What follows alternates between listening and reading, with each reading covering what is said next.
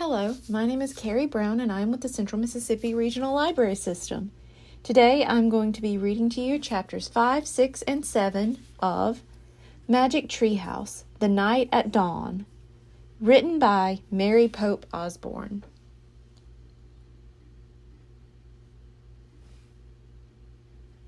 Chapter 5, Trapped.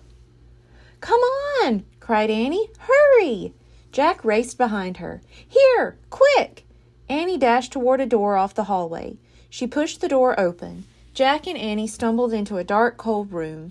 The door creaked shut behind them. "Give me the flashlight," said Annie. Jack handed it to her, and she switched it on. "Yikes!" said Annie. A row of knights was right in front of them. Annie flicked off the light. Silence. "They aren't moving," Jack whispered. Annie switched the light back on. "They're just suits," Jack said. "Without heads," said Annie. "Let me have the flashlight for a second," said Jack, "so I can look in the book." Annie handed Jack the flashlight. He pulled out the castle book. He flipped through the pages until he found what he was looking for. Jack put the book away. "It's called the Armory," he said. "It's where armor and weapons are stored." He shined the flashlight around the room. "Oh, man," whispered Jack. The light fell on shiny breastplates, leg plates, and arm plates. Shelves were filled with helmets and weapons. Shields, spears, swords, crossbows, clubs, and battle axes hung on the walls. Voices came from the hallway. "Let's hide," said Annie. "Wait," said Jack. "I've got to check on something first." "Hurry," said Annie. "It'll just take a second," said Jack. "Hold this." He handed Annie the flashlight. He tried to lift a helmet from the shelf. It was too heavy. He bent down and dragged the helmet over his head. The visor slammed shut. "Oh, man," thought Jack, "this is worse than having a 5-year-old on my head. It's like having a 10-year-old on my head." Not only could Jack not lift his head, he couldn't see anything either. "Jack!" Annie sounded far away. "They're getting closer. Turn off the flashlight." Jack's voice echoed inside the metal helmet. He struggled to get the helmet off. Suddenly he lost his balance and went crashing into other pieces of armor. Metal plates and weapons clattered to the floor. Jack lay on the floor in the dark. He tried to get up, but his head was too heavy. He heard deep voices. Someone grabbed him by the arm. The next thing he knew, his helmet was yanked off. He was staring into the fiery light of a torch. Chapter 6. Ta-da! In the torchlight, Jack saw 3 huge men standing over him. One with very squinty eyes held the torch. One with a very red face held Jack, and one with a very long mustache held on to Annie.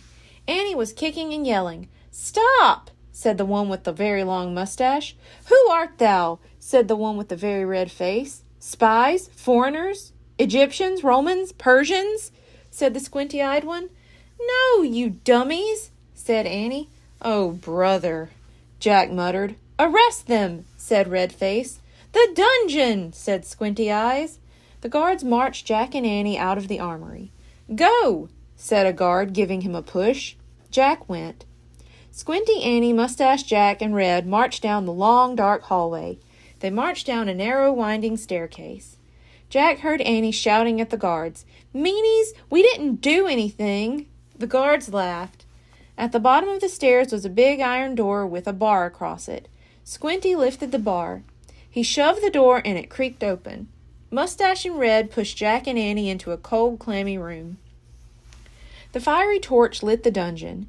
There were chains hanging from the filthy walls.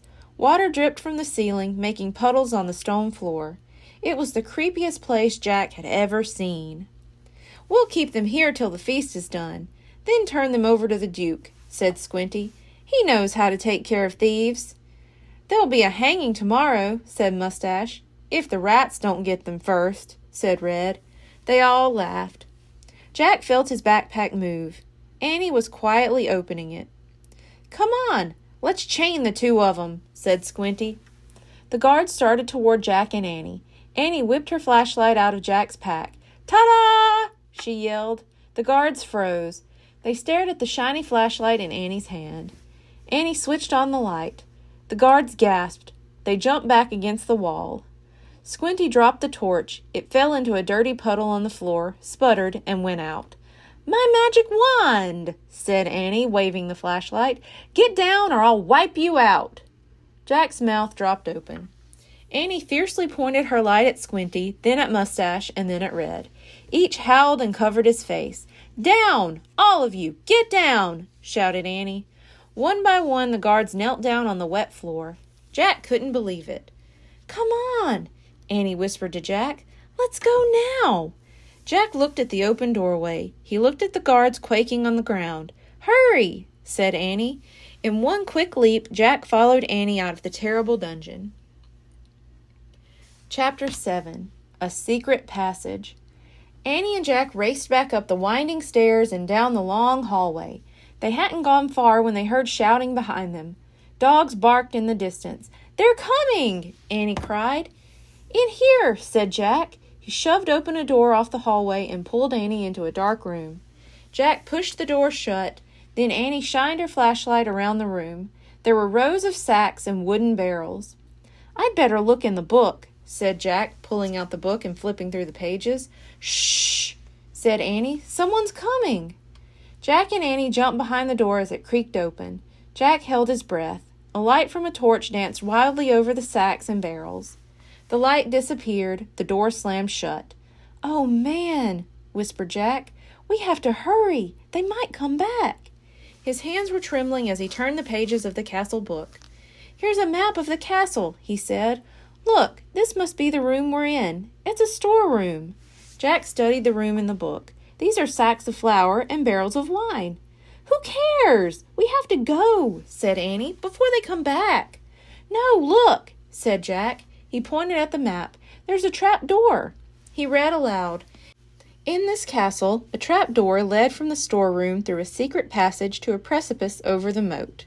"What's a precipice?" said Annie. "I don't know. We'll find out," said Jack. "But first we have to find the trap door." Jack looked at the picture carefully. Then he shined the flashlight around the room. The floor of the room was made of stones. The trap door in the picture was 5 stones from the door to the hallway. Jack shined the light on the floor and counted the stones out loud. 1, 2, 3, 4, 5. He stamped on the 5th stone. It was loose! Jack put the flashlight on the floor. He worked his fingers under the thin slab of stone and tried to lift it. "Help!" Jack said. "It's heavy." Annie helped Jack lift the stone square out of its place. Underneath was a small wooden door. Jack and Annie tugged on the rope handle of the door. The door fell open with a thunk. Jack picked up the flashlight and shined it down the hole. "There's a little ladder," he said. "Let's go." He clipped the flashlight onto his belt and felt his way down the small ladder. Annie followed. When they reached the bottom of the ladder, Jack shined the light around them. There was a tunnel! Jack crouched down and began moving through the damp, creepy tunnel. The flashlight dimly flickered across the stone walls. He shook the light. "Were the batteries going dead?" "I think our light's dying," he said to Annie. "Hurry!" she called from behind him. Jack went faster. His back hurt from crouching. The light got dimmer and dimmer. Jack was desperate to get out of the castle before the batteries died completely. Soon he reached another small wooden door. It was the door at the end of the tunnel. Jack unlatched the door and pushed it open. He poked his head outside. He couldn't see anything in the misty darkness. The air felt cool and fresh. He took a deep breath. "Where are we?" whispered Annie behind him. "What do you see?" "Nothing. But I think we've come up to the outside of the castle," said Jack. "I'll find out." Jack put the flashlight in his pack. He put the pack on his back. He stuck his hand out the door. He couldn't feel the ground. "I'm going to have to go feet first," he said. Jack turned around in the small tunnel. He lay down on his stomach. He stuck one leg out the door, then the other. Jack inched down bit by bit until he was hanging out the door, clinging to the ledge. "This must be the precipice," he called to Annie. "I can't touch the ground. Pull me up." Annie reached for Jack's hands. "I can't hold you," she said. Jack felt his fingers slipping. Then down he fell through the darkness. Splash! Thank you. Be sure to tune in next week for chapters 8, 9, and 10. Goodbye.